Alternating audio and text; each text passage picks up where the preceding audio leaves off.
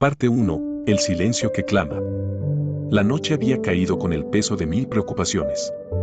El reloj marcaba las 3 de la madrugada y Samuel, con los ojos abiertos, contemplaba el techo como si en él pudiera encontrar las respuestas a su caos interior.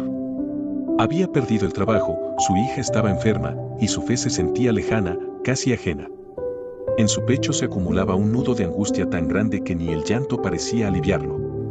Se levantó lentamente, caminó hasta la sala y se arrodilló, no porque se sintiera fuerte, sino porque ya no podía más. En el silencio de la madrugada, sin palabras ensayadas, sin fórmulas religiosas, solo dijo lo que su alma gritaba en silencio: Dios, no sé qué hacer. Ayúdame. Y fue ahí, en la vulnerabilidad más cruda, donde comenzó el milagro más sutil. No se movieron los muebles, no brilló el cielo, no cesaron las tormentas. Pero algo imperceptible cambió. En el mismo instante en que pronunció esa frase rota, algo se encendió en su interior. No era fuerza, ni respuesta inmediata, era simplemente paz. Una paz que no tenía lógica, pero que abrazaba su alma como una manta tibia en el invierno. Samuel lloró, pero esta vez no desde la desesperación, sino desde la entrega. Sintió que no estaba solo, que en ese cuarto oscuro había una presencia más grande que su miedo, más real que sus problemas. Era Dios, escuchando no solo las palabras, sino el eco del corazón quebrantado.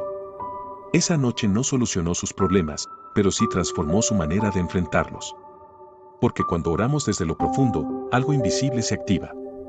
Y aunque todo por fuera parezca igual, por dentro empieza la verdadera batalla, la de la esperanza contra la desesperación, la fe contra el miedo.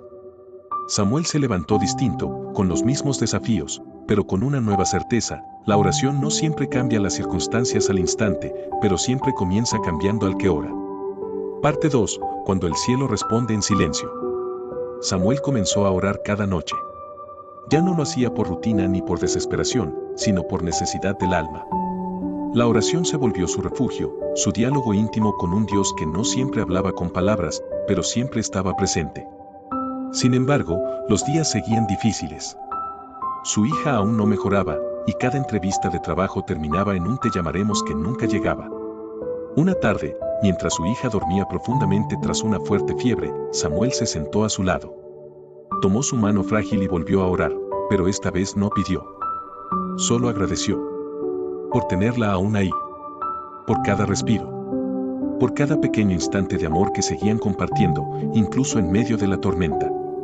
En ese momento, entendió algo que las lágrimas le habían impedido ver: la oración no es solo una súplica, también es una forma de amar.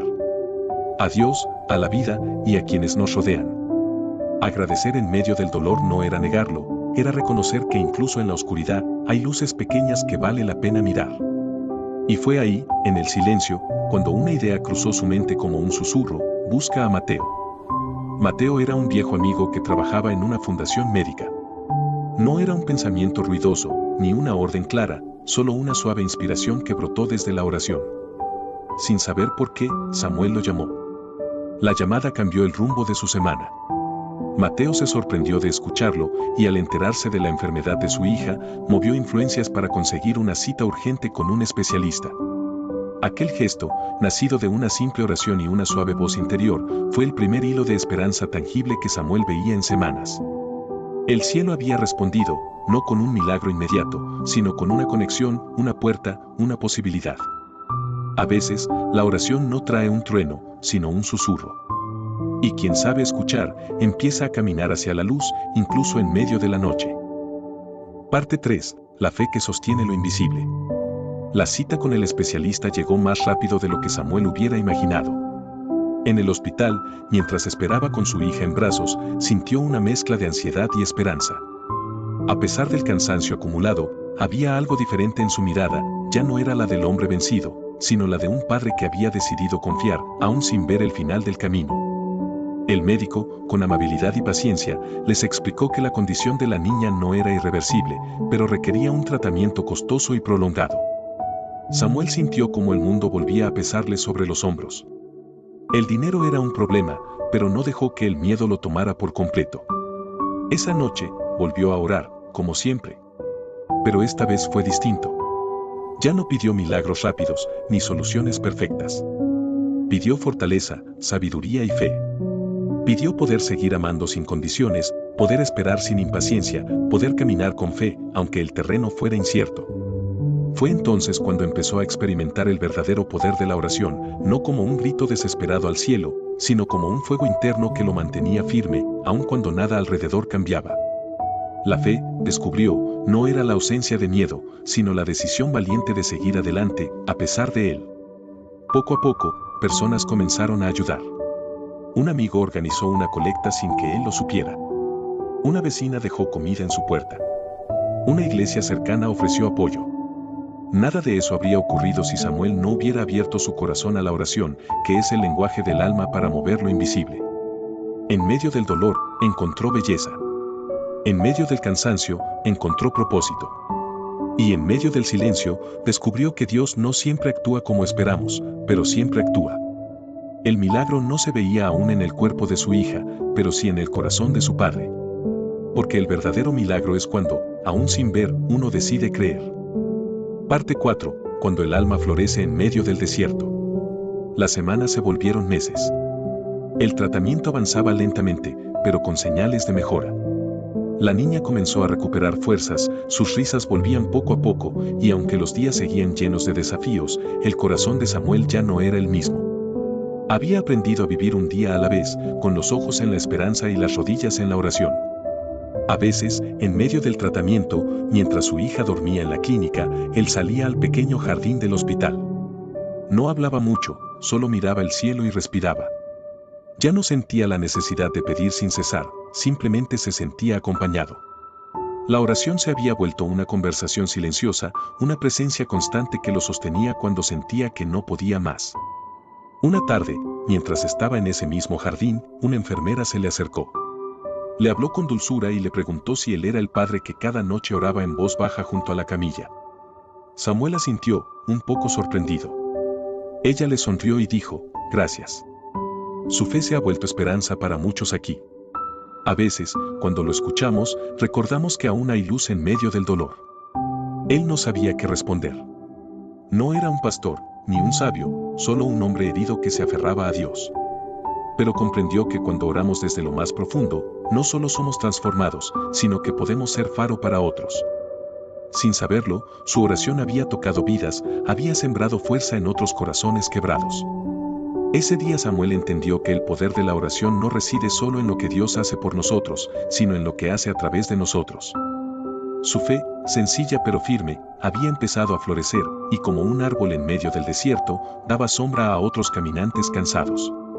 La batalla no había terminado, pero algo era claro, ya no caminaba solo. Su oración se había convertido en puente, en refugio, en testimonio. Y cada lágrima, cada palabra susurrada al cielo, estaba sembrando eternidad en la tierra. Parte 5. El milagro de un corazón transformado. El tiempo siguió su curso. La niña se recuperó por completo. Los médicos lo llamaron una respuesta favorable al tratamiento, pero Samuel sabía en su corazón que había sido algo más profundo. No solo por la sanación física, sino por todo lo que había ocurrido en su alma durante ese proceso. Un nuevo trabajo llegó, inesperadamente, en una empresa que valoraba su humanidad tanto como su experiencia. No era el puesto más alto, pero sí uno donde cada día podía compartir lo aprendido, la fuerza de la fe, la importancia de creer cuando todo parece perdido, y sobre todo, el poder de la oración que sostiene, transforma y renueva. Samuel se volvió un testigo silencioso del amor de Dios. Nunca necesitó títulos ni púlpitos, porque su vida hablaba más fuerte que cualquier sermón. Su historia empezó a tocar a otros, vecinos, colegas, incluso desconocidos. Muchos se acercaban a preguntarle cómo había logrado salir adelante. Él siempre respondía con una sonrisa, orando, y creyendo que no estaba solo, incluso cuando parecía estarlo. Una noche, ya en paz, volvió a arrodillarse. Esta vez no por angustia ni por necesidad. Solo para agradecer. Cerró los ojos y recordó aquel primer momento, cuando entre lágrimas había dicho, Dios, no sé qué hacer. Ahora entendía que no necesitaba tener todas las respuestas, porque había aprendido a confiar en quien las tenía. Y mientras oraba, sintió una ternura indescriptible en su pecho. Era como si Dios mismo le susurrara, siempre estuve contigo. Cada lágrima, cada paso, cada silencio, los vi todos. Y en medio de tu debilidad, yo fui tu fuerza. Samuel sonrió. No todo en la vida era perfecto, pero su alma sí estaba completa. Había descubierto que el mayor milagro no era que su hija sanara, ni que llegara a un nuevo empleo. El verdadero milagro fue que su corazón, quebrado y temeroso, se había vuelto fuerte, confiado, lleno de fe. Porque al final, la oración no cambia solo las circunstancias. La oración cambia al que ora. Lo reconstruye, lo guía, y lo llena de una paz que solo puede venir de lo alto. Y eso, entendió Samuel, era el verdadero milagro.